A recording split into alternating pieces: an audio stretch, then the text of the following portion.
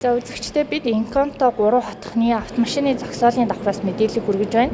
Тэгэхээр яг одоо таны харж байгаачлан одоо тус хотхны энэ шалны хэсэг ийм цууралд үүссэн нөхцөл байдалтай юм.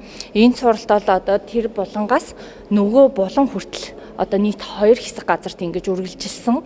Оршин суугчдын хувьд бол энэ талаарх мэдээлэл төдийл байхгүй гэсэн бол барилгын компани зүгээс бол одоо 2 барилгын төвшөнтэй холбоотойгоор үүссэн цууралд.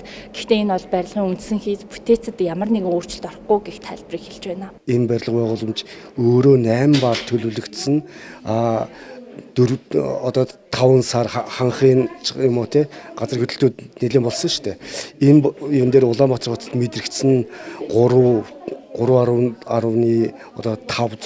гэсэн бүртгэлүүд байдаг шүү дээ. 4.1 гэсэн бүртгэлүүд байж байгаа. Энэ хэмжээний газар хөдлөлтөн дээр энэ 2 блок барилга маань газар хөдлөлтийн заалтсынхаа хэмжээнд ажиллагаа явагдсан байж байгаа. Энэ ажиллагаагаараа технологийн алдаатай одоо нэгтгэж шавардсан, нэгтгэж шал авсан, нэгтгэж засал хийгдсэн энэ ажлууд нь бол илэрсэн байдаг юм байна.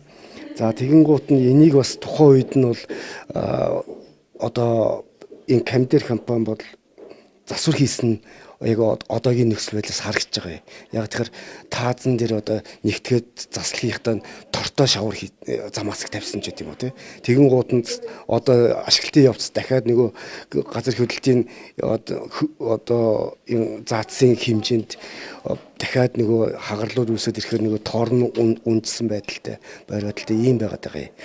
Тэгэхээр энэ юу юм бэ гэхээр энэ барилга энэ хагарл үүснээр барилга бол одоо нурж унах ийм эрсдэл гэхээсээ илүүтэй 2 блок барилгын одоо хөдөлгөөний одоо уян зөөлөн чигжээстэй энэ зай хэмжээг бол тусад нь ялах салгаагүй нэгтгэснээс л болж үүснэ ийм зөрчил харагдаад байгаа юм.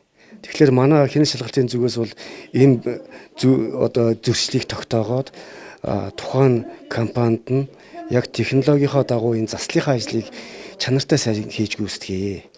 Мөн барилгын тухай хуулийн 14-р зүйл заасны дагуу бат чанарын баталгаадах хугацаа 3 жил гэж байдаг тийм ээ. Гормын хугацаа 1 жил гэж байдаг.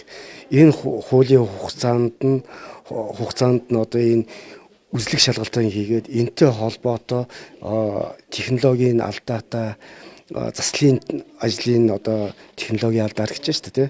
Тэгэхээр энэ технологийн алдаатай ажлуудыг хурдан шуурхай чанартай сайн хийж гүйцэтгээд эргэж хариу мэддэгдээ гэсэн юм хугацаатай албан шаардлага өгөхөөр ингээд төлөвлөд ажиллаж байгаа.